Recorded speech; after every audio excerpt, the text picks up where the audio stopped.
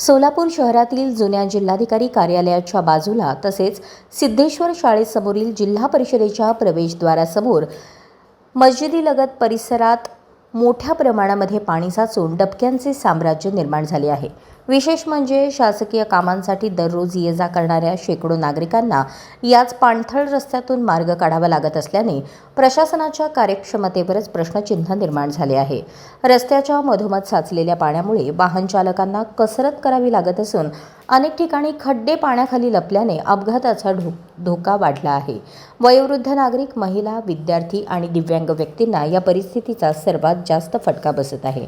नागरिकांच्या म्हणण्यानुसार अनेक दिवसांपासून ही समस्या कायम असून वारंवार तक्रार करूनही संबंधित प्रशासनाने याकडे दुर्लक्ष केले आहे। विशेष म्हणजे जिल्ह्याचे प्रशासकीय केंद्र समजल्या जाणाऱ्या परिसरातच अशी बिकट अवस्था असल्याने सर्वसामान्य नागरिकांमध्ये तीव्र नाराजी व्यक्त होत आहे।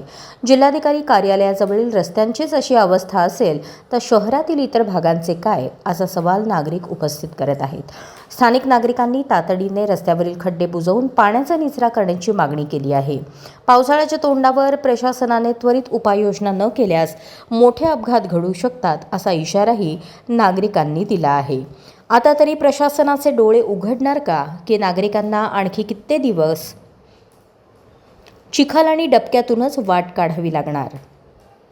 अशाच नवनवीन अपडेटसाठी जनता राज्य न्यूज चॅनलला सबस्क्राईब करा, लाईक करा आणि शेअर करायला विसरू नका।